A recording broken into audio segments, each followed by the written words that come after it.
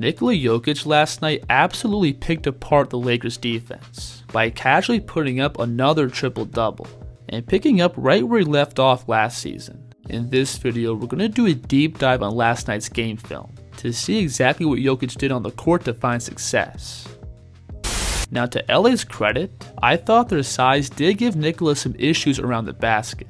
Jokic last year shot over 67% on all his 2-point field goals, and last night the Lakers held him to below 53%, and a lot of that was due to Anthony Davis's presence on the court. Right here, this is one of Nikola's first touches of the game, and you'll notice how AD is heavily playing on Jokic's left side, with his left foot angled up pretty far forward. So in response, Nikola is just going to spin over that top foot, which causes Davis to open up his stance, and that allows Jokic to get completely in front of him.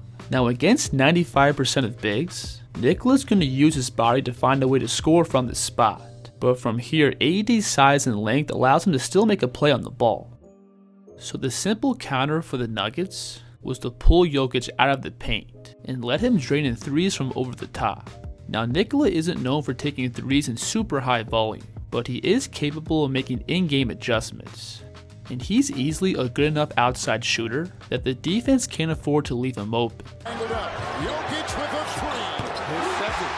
which in return opens up new ways for Jokic to attack Davis and the Lakers defense. On this play, you'll see Jokic pop out for another catch and shoot three, and notice how AD scrambles out to take away the shot. But this now gives Nikola the opportunity to attack off the catch and blow past Davis for the finish. And while Nikola isn't known for being the most explosive athlete, I do think his first step on the perimeter is massively underrated. You'll see it again on this play. Notice how Jokic puts his sides up to slightly lift Davis out of his stance. Then watch how Nikola punches his right foot back to push himself downhill, to then transition into a post-up. And as Jokic starts backing down, notice how LeBron here tries to sneak in from behind and make a play on the ball, but Nikola's going to bring the rock to his chin and pivot right past him. Then he puts his inside shoulder into Davis's chest, which allows him to extend the ball out and away from his length. Now here, Jokic is going to make a textbook counter to that move, where he again pivots across the middle and lifts the ball up, as if he's getting into another hook shot over his left shoulder, and this gets Davis completely out of his stance, allowing Nikola to pivot back to his left for the finish. So Nikola's ability to score from the outside really opened up the floor for Denver's offense, because Jokic's outside shooting forced Davis out of the paint, which really exposed the Lakers' defense at the rim. Right here, the Nuggets are going to have Nikola initiate the offense, and notice how Davis is pulled out of the paint to guard him, and that completely exposes LA's backline defense, and Jokic makes the easy lob pass over the top for a Jackson layup. Now another important element to Nikola's game is going to be how versatile he is. Jokic literally has the ability to play and be effective at every position on the court, and that's what we saw from him in the second half of last night's game. Right here, you'll see Jokic work off this pin down screen and step into a mid-range jumper like your typical 2-guard. Now here, the Nuggets are going to run the same play, except this time he's going to rip back to his right off the catch. And notice how he pulls Austin Reeves all the way across the paint over helping. So Nikola's going to pitch the ball back to Christian Braun, who gets into a catch and finish.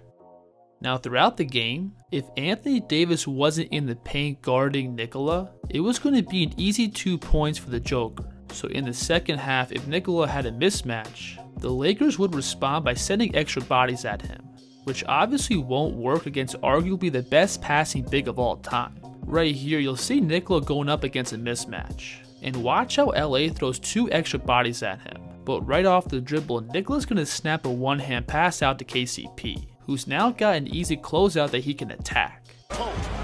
It's a 2. And then obviously Denver went to their vintage Jamal Murray and Nikola Jokic 2-man game. Now in the NBA, Jokic catching as the roller in the middle of the floor is probably the most difficult thing to guard right now, because Nikola has the skill and strength to attack the basket, the touch to put up soft push shots at the rim, and the ability to dot passes across the court. So that in return causes teams to mostly play drop coverage against Denver's duo, for fear of overcommitting to the ball and opening up that pocket pass to Jokic. but that then gives Murray a ton of airspace in pick and roll, and allows him to easily navigate off screens and find clean pull-ups. Right here, you'll see Murray working off this Jokic handoff, and notice how the Nuggets have this ball side corner empty, which gives Jamal all this open space to work with. And again, because Nikola is rolling in the middle, Davis is hesitant to completely commit over to the ball, which allows Murray to get into this baseline fadeaway. So right now, I think it's pretty easy to say that Nikola Jokic is the best basketball player in the world, and I'm really curious to see how the Denver Nuggets stack up against this loaded Western Conference. If you enjoyed the video, please like, subscribe, and let me know in the comments who the kid should break down next. The kid's here.